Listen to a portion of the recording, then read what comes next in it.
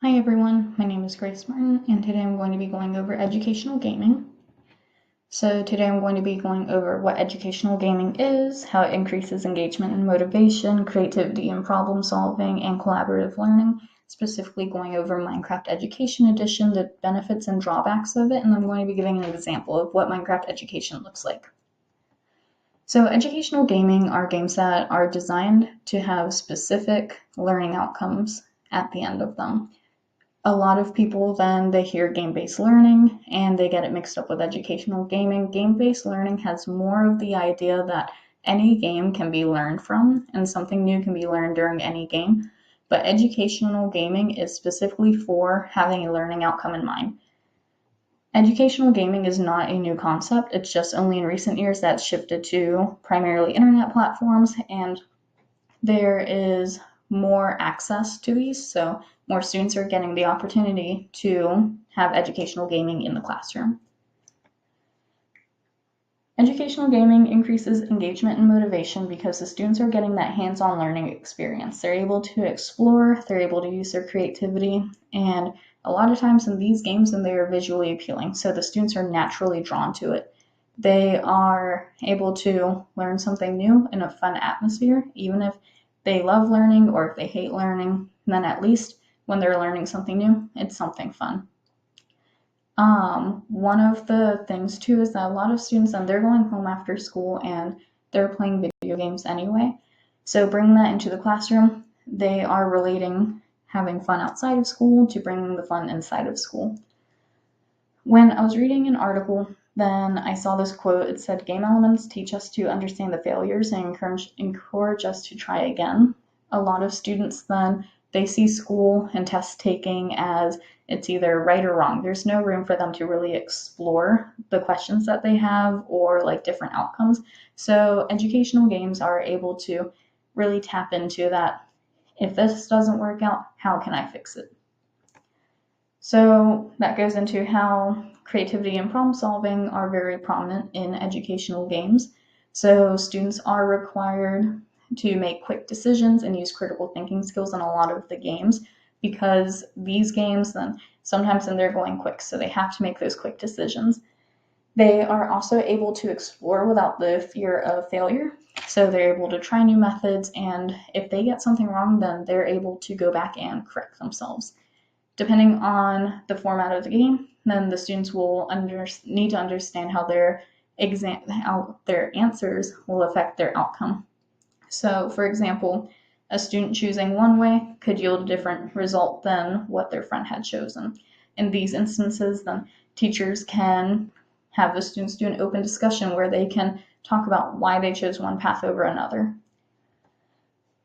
Collaborative learning is also very prominent in educational games because students are able to discuss, this is what I did in my game, what did you do in yours? And collaborative learning overall is very beneficial for students inside and outside of the classroom because it introduces new ideas, increases their self-esteem, and prepares them for real-world interactions.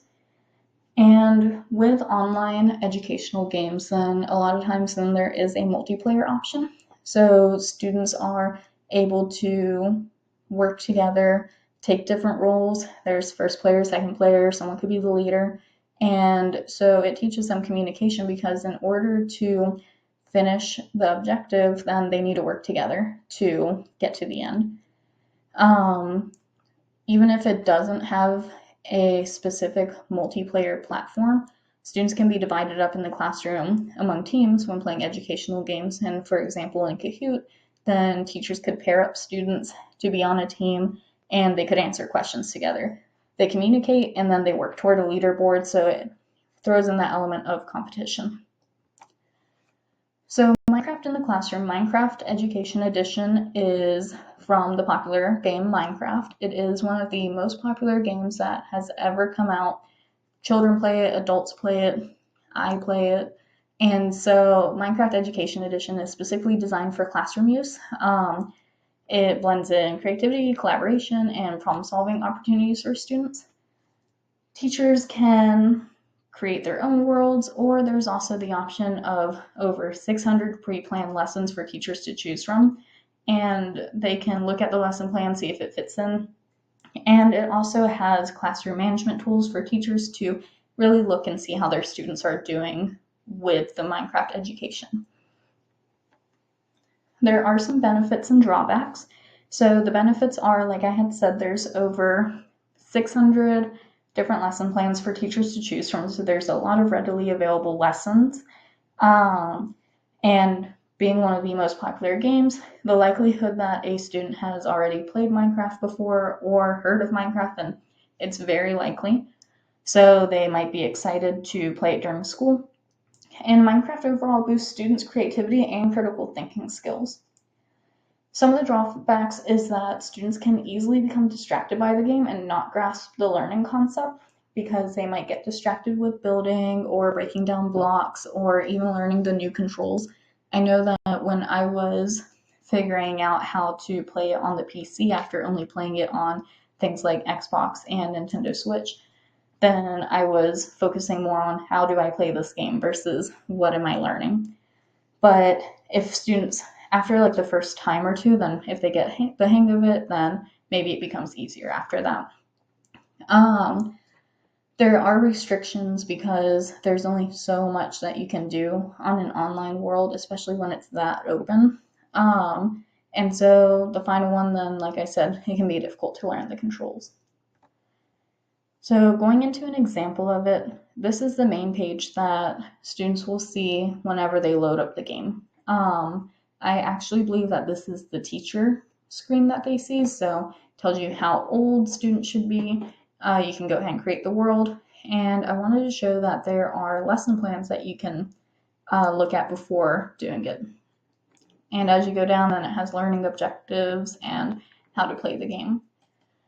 But here are the lesson plans. It tells you the age range, the beginner level, what it is going to achieve. So this one is really focused on being a good Samaritan on online platforms, skills that they learn, estimated time, and then teacher prep and notes that you get, and student activities, and then performance expectations.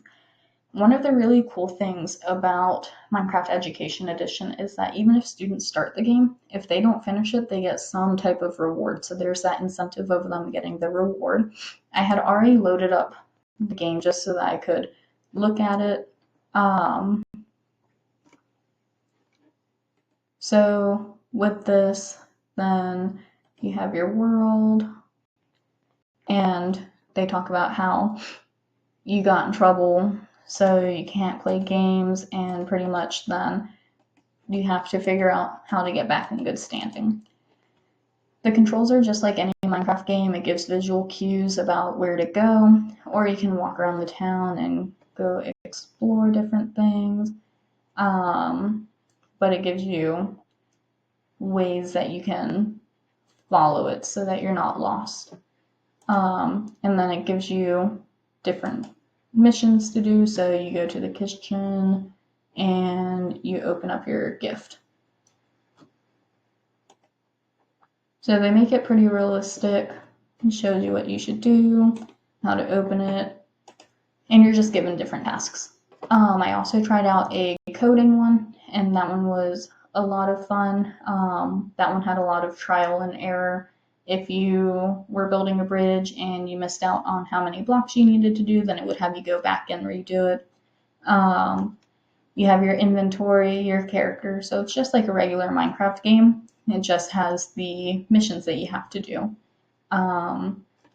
But it is a lot of fun. I really like it.